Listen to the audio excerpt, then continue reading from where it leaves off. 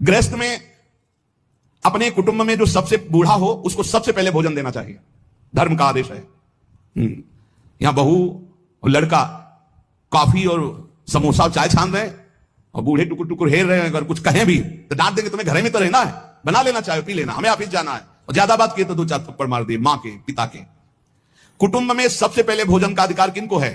गरम गरम भोजन बना के पहले वयोवृद्ध, फिर दूसरा अधिकार बच्चे, फिर तीसरा अधिकार अपने जो आए हुए जन हैं, जो घर के जन हैं। बनाने वाला सबसे बाद के, ये नहीं कि बनाने वाला पहले चक्क छान के फिर जो बनाया सो परोस दिया। ये वो रसोई में कभी कमी नहीं हो सकती जो ऐसी रसोई होगी।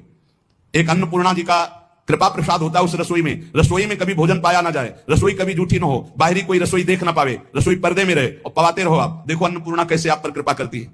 लेकिन यहां तो ऐसे दलिद्राएं की हद है, वो उतार के रखा, धुआं निकला, मुंह में डाल के खा रहे हैं, वही खा रहे हैं, परोसा। ना भगवान से मतलब, ना भगत से मतलब है, ना बूढ़ों से मतलब है, ना ऐसी दलिद्रता छाई हुई है रसेंद्री जनेन्द्री की, पूछो मत।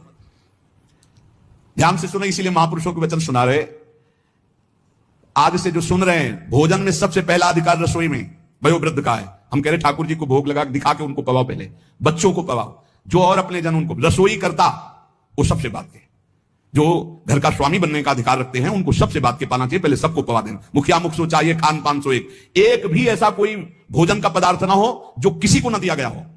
छुपाव नहीं होना चाहिए, रसोई में जो बने सबको, पंगत में जो परोसा जाए सबको नहीं परोसा ही ना जाए, ध्यान रखना, नहीं इससे अपराध लगता है। 20 को कुछ और, 30 को कुछ और, 50 को कुछ और, ऐसा एक मुखिया मुख सो चाहिए, खान पान सो एक। घर में जो चीज बनाओ वो सबको बराबर दो। ऐसा नहीं होना चाहिए कि आप अपने लिए कुछ अलग, उनके लिए कुछ अलग। जब अपनी मोह वृत्ति होती है, सत्संग का ज्ञान नहीं होता तो अलग अलग होता है, बहुत विचित्र होता है, बड़ा अपराध बनता है। दूसरा,